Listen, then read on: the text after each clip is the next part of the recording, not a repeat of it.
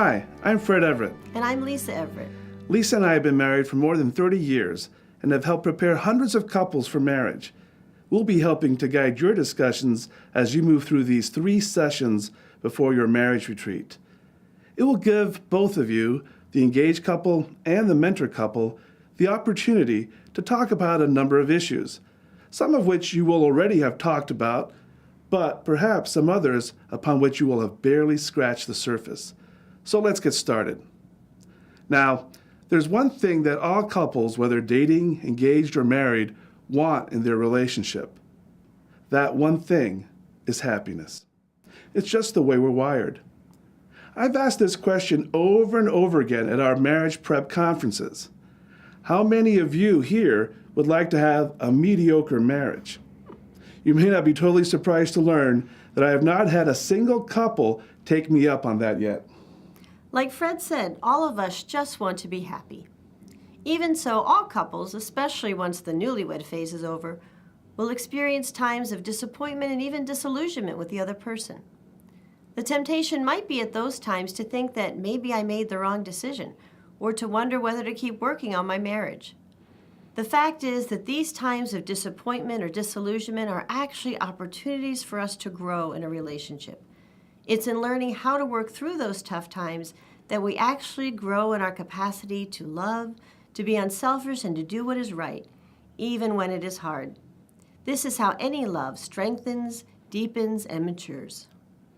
It's important in those times to realize that as couples, we are not alone. That not only do we have family and friends to support us, but that we also have God to be there with us in times of difficulty. This gives us an opportunity to grow in our trust in God and to ask Him to help see us through whatever we are facing. While it's hard for some people to believe, God actually wants to be the third member of your marriage. Even though we may not all realize this, we all want God at the center of our marriages because we all want love at the center of our marriages. And God is love. To realize that a loving and merciful Creator of the universe both loves us and wants to heal us should be a great source of consolation for any couple, whether dating, engaged, or married. Well, this is my lovely wife, Annie. We met about 25 years ago and have been married 19 years as of last month, and have really enjoyed being together with each other. This is Deacon Mel, my sacrament, and I'm just blessed to be married to him. He's always been a part of my life, and I'm sure he's always been a part of Deacon's life as well. But then what we realize is that it's 3 of us now instead of just the 2 of us, that he's right there with us every step of the way. Yeah, when we have difficult times, sometimes it's helpful for us to think about the fact that the third party in our sacrament is Jesus.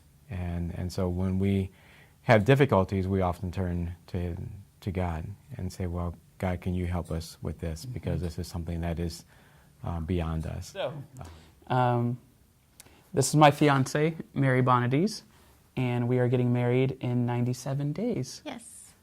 And this is Andrew Ouellette. We have been engaged for 14 months now. Yeah, 14 months. It's been a while. So I remember we started from like 590 days, I think. 517. 517, and now we're Yeah. down to 96 days. So 97. 97, yeah. We met in college at Franciscan University in Steubenville. I'm originally from Indianapolis, and Mary's originally from Mishawaka. And we met there and became friends, and then we started dating our senior year. And I think it's great that we can be ourselves with each other. I feel comfortable. I feel the most comfortable being myself when I'm with Mary, and I think I could speak for you as well, saying that you feel just as comfortable too. You know, we're able to be ourselves around each other, and that means that we're more vulnerable with each other. We're more open with each other because we know that the other person understands us. So That's what makes me happy, is knowing that I could be myself in all my weirdness and all my quirks, and she loves me for that. I do. Well, it's that authenticity. Like, it's obvious that we have that with each other, and I know I've never been able to be so, like, outstandingly authentic with anyone before, I think. So it's pretty cool. God has a plan for each of our lives and for our marriages. Going to God in prayer whenever we are about to make an important decision will help us discern God's plan and live it out. I don't think that it's a coincidence that Christ performed his first miracle for a married couple. As you may recall, Jesus was at a wedding reception in Cana when his mother approached him and told him that the wine had run out. At first, Jesus did not see what this had to do with him. But in God's mysterious design, Mary was the one to let him know that the time had come for him to perform his first miracle. She told the servants to do whatever he told them. And so Jesus turned the water into wine and allowed the celebration to continue with all its sweetness. In the same way, God wants to make your love all the sweeter as you move forward in your marriages together. As in Cana, though, it does mean doing whatever he tells us. So how do we build happiness in our marriages? Interestingly, the social sciences actually help point out and reinforce the wisdom of the church in this area. For example, couples who say they're very happy in their marriages also refer to their spouses as their best friend. In addition, couples who attend church on a regular basis have a significantly lower rates of divorce. Lower still are those who make shared prayer a regular part of their marriage. What do these findings tell us? They tell us that happiness in marriage largely rests on building a strong interpersonal relationship in which God plays a central part. It's that simple, but it's also that hard. Okay. Well, this is my lovely bride and mother-to-be, Madeline, and we got married May of 2015. So I've been married almost 2 years now. Live here in South Bend, and both currently students at Notre Dame, and got married a week after my graduation, and you were still a sophomore, so pretty young. Yep. And this is my husband, Carson. He's a graduate in aerospace engineering at the university. So almost, coming on 2 years. I'd definitely say just growing in friendship with one another has been the best part. We just really enjoy spending time together, and we were friends from the beginning, even before we started dating. So just kind of growing in that friendship, and always trying to continue that.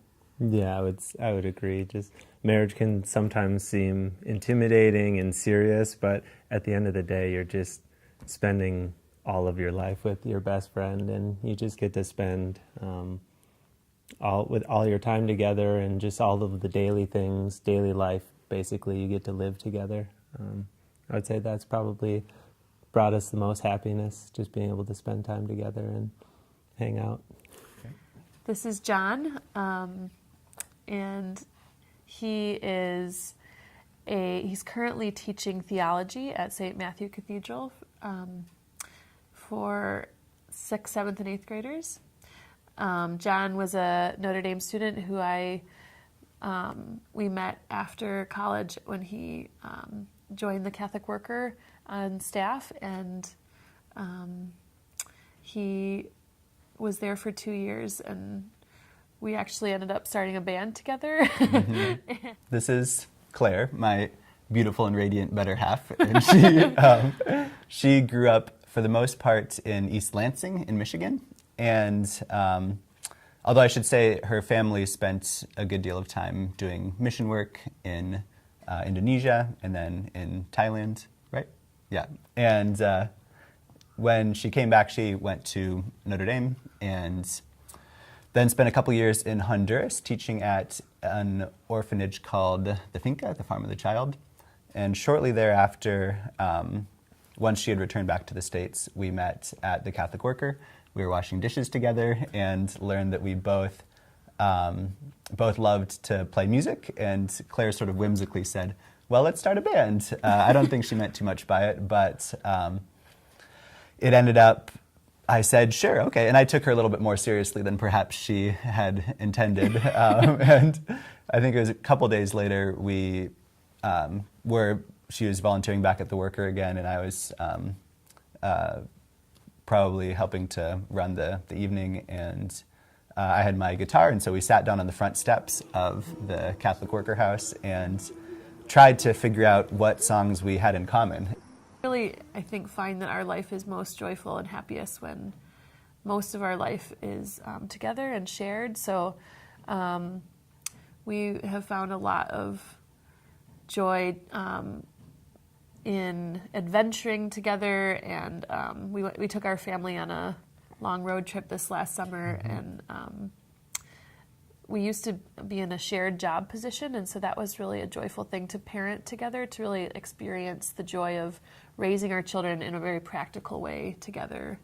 And we've been married for 5 years now, so I think there have been many seasons of our marriage already, even in that, not significantly long time, but having gone through 3 pregnancies and childbirth, I think, has been a really formative thing for us. I would say that it's amazing how much of an adventure just parenting in and of itself is, and I think that would be what we love to do most together, is to parent together in the various ways that manifests itself in daily life. Mm-hmm.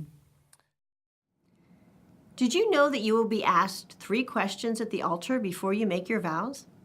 Well, if you're like me, I didn't realize this until shortly before we got married. Luckily, I was good on all 3.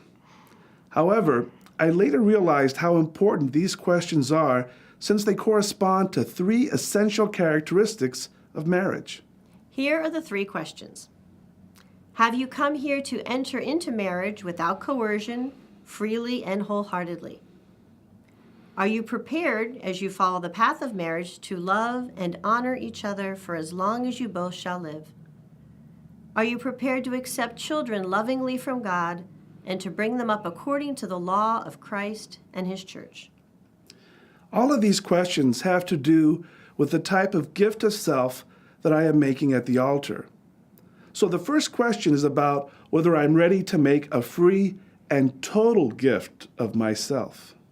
Marriage is about making a gift of myself and not just a loan. We can all appreciate the difference between a family member who lets me borrow a car and a family member who actually gives me a car. Marriage is not just about loaning myself out for a number of years. It's about making a real gift of myself, and that means it lasts a lifetime. Because marriage is a mutual gift of self, it has to be freely given.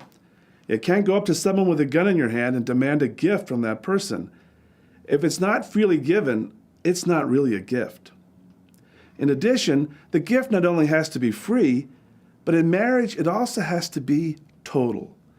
I can't just give 99.9% of myself. I have to give myself completely. I can't keep that secret Swiss bank account just to myself, nor some other important part of who I am, including some things I might not be so proud of. Marriage requires being transparent with the other person. Otherwise, it's not a real marriage. The second question is about whether I am ready to make a faithful and exclusive gift of self. Marriage is about giving myself completely to one person and only to one person, until death do us part. This means that when I was at the altar saying yes to Lisa on our wedding day, I was also saying no to millions of women around the world. And yes, there was wailing and gnashing of teeth. It was ugly. But seriously, if I wasn't saying no to all those women, I wasn't really saying yes to Lisa. The yes and all the no's go together. The third question is about whether I am ready to make a fruitful gift of self. Unless I have a very serious reason not to have children, am I ready to welcome children and to raise them up according to the law of Christ and His church? Children truly are the greatest gift of marriage and the most obvious sign of the unity of a husband and wife, the two of them in one flesh. Sometimes we get the question about what the church teaches if a couple is infertile. Are they less married than a married couple that have children? The church is clear here that this couple is just as married as any other couple. What is important is that there is an openness to children, and it is this openness to fruitfulness that makes for a true marriage. An infertile couple can live out this fruitfulness in other ways, obviously adoption being one of them. But they can also be life-giving in a variety of other ways, such as being loving aunts and uncles, mentors, and catechists. It was kind of interesting and funny how God worked through us, I think, in many different ways that we never would have expected.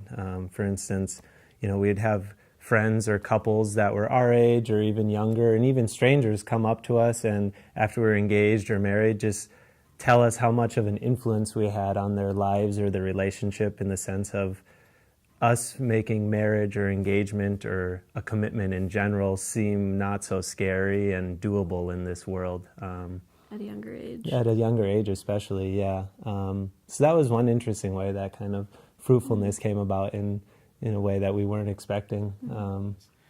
But in terms of youth ministry and other things that we do, we really take on other kids, and we feel like each one of them is Ours. ours. It takes a village to raise a child, and that's what we do. We take them on and put them under our wings and just try to raise them in into the life of the church. Yeah.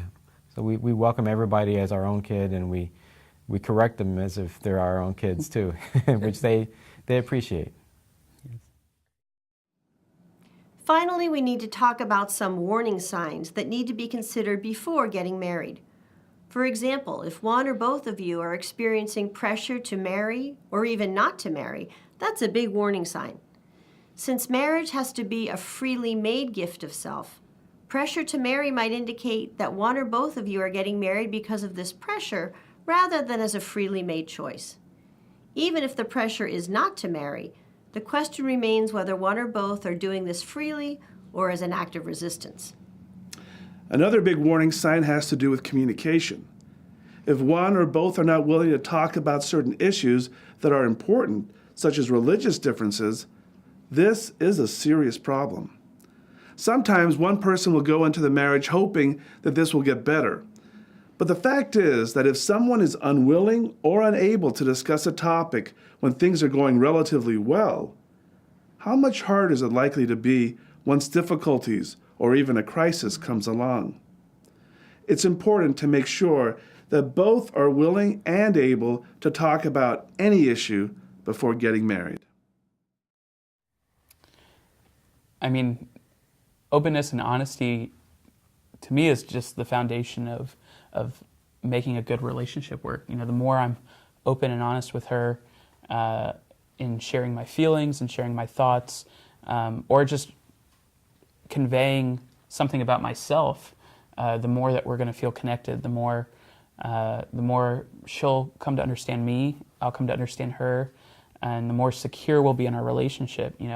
I think the last thing that I want to do is hold something back from her, because marriage is this total gift of self. So if I'm giving her like 99% of myself, but I'm holding this one part back from her in my life, then I'm not really doing what God is asking of me, which is to give myself totally and completely to my future bride.